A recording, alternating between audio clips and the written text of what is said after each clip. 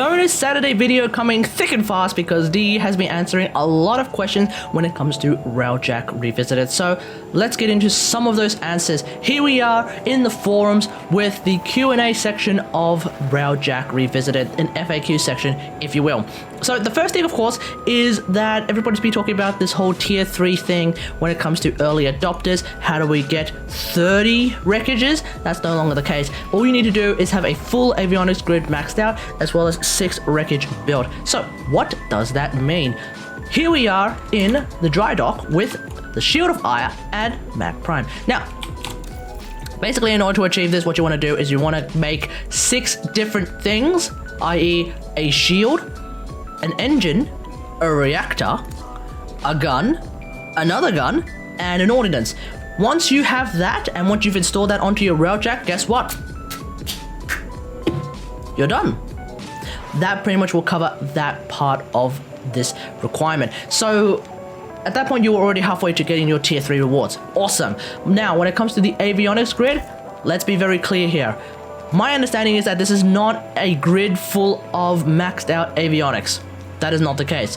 What appears to be the case is if you click on the grid button on the bottom and then you come here, what you want to do is you want to max out these grid parts of your avionics grid.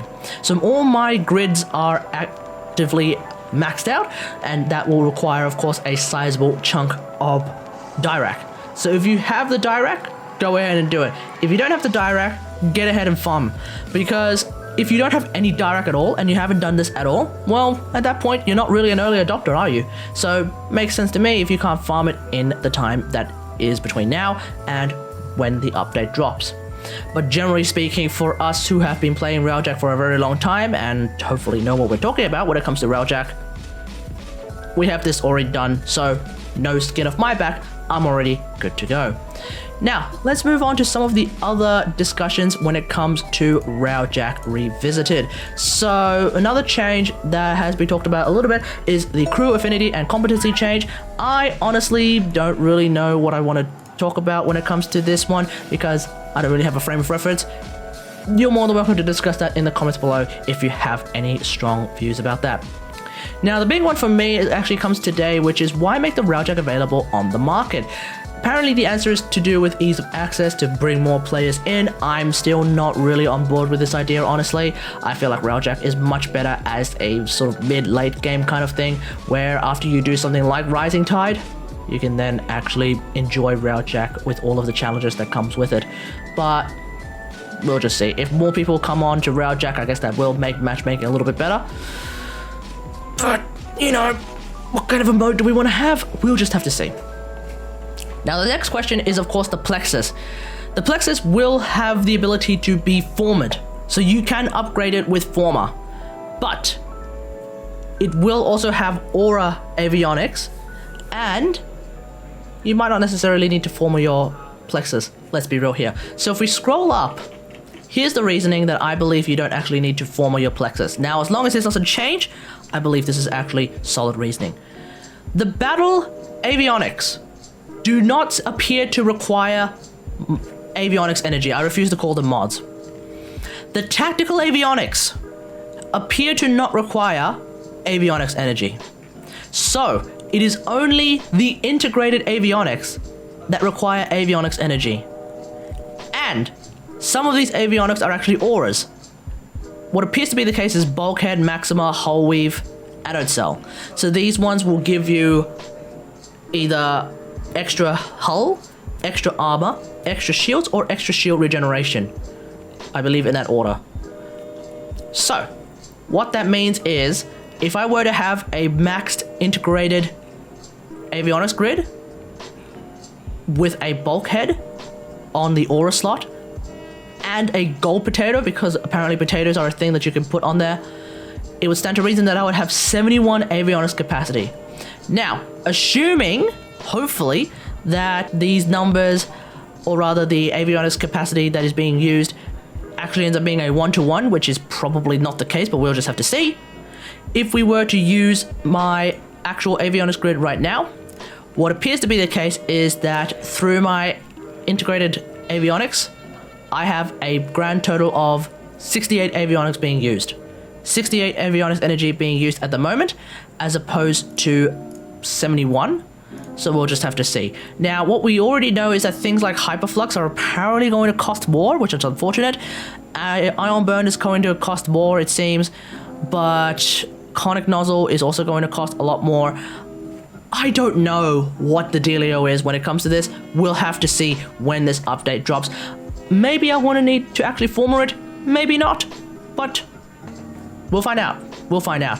Also, though, the fact that things like polarities do exist means that if, for example, we were to use this screen, Hyperflux at the moment costs 13 Avionics capacity, but if this were to be maxed out at 16, then Hyperflux would actually cost 8 as a result.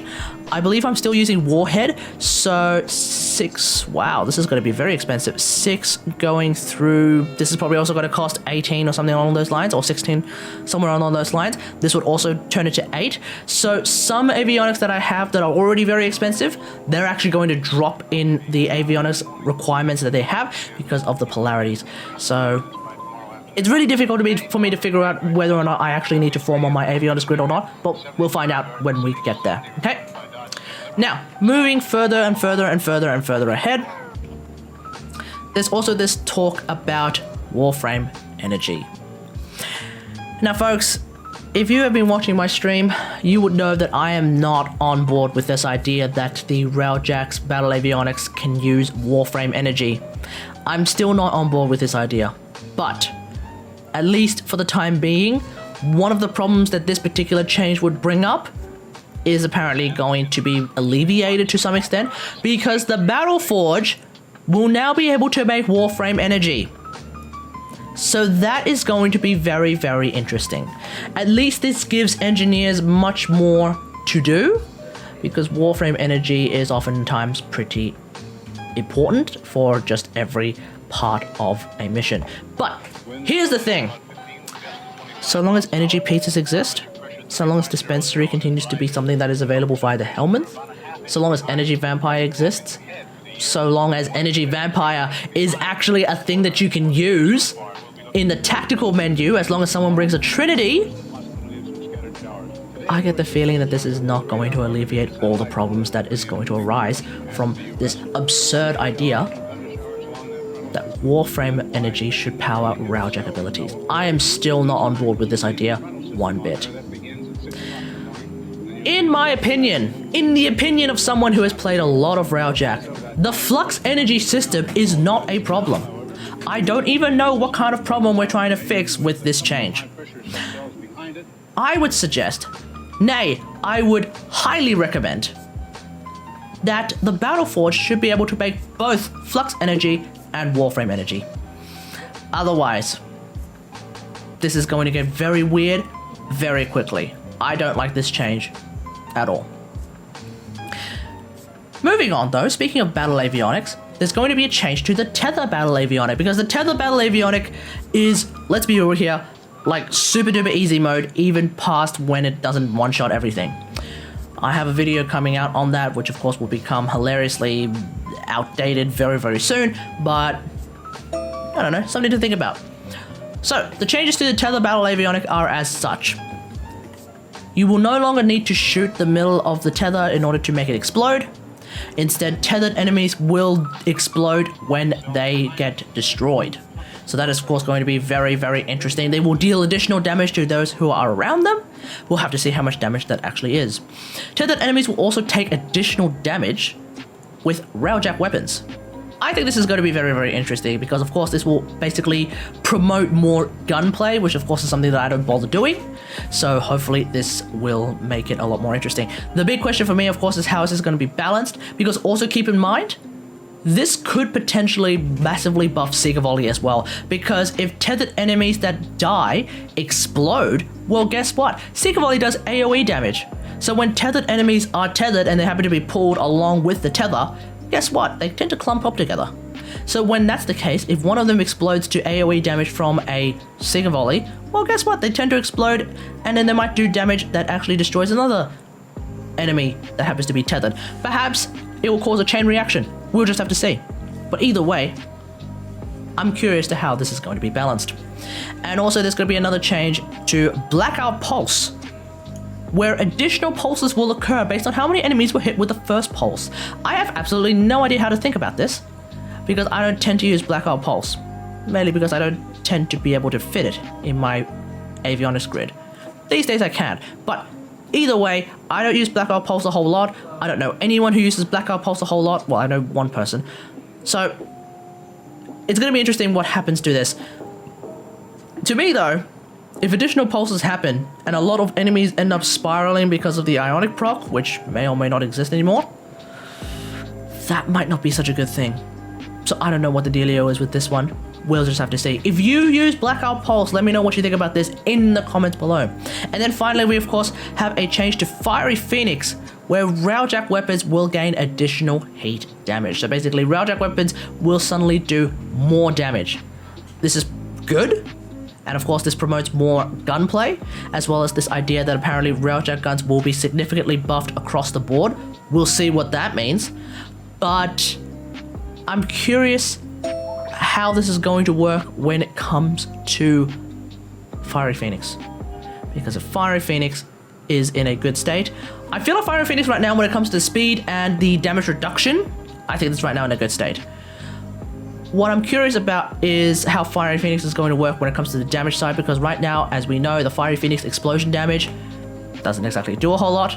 If they buff that, that could be interesting. If they remove that, that could be also very interesting, and instead just hyper-focus on the damage reduction as well as the speed, and also give it some damage by increasing the amount of damage that your Railjack guns do. That could be interesting. But either way, let me know what you think about all this in the comments below. What do you think about all of these changes that are coming? What do you think about the FAQ changes that are coming? Let me know in the comments. Again, I have to stress, this whole thing about Flux Energy turning into Warframe Energy, I am not on board with that in the slightest. I really am not.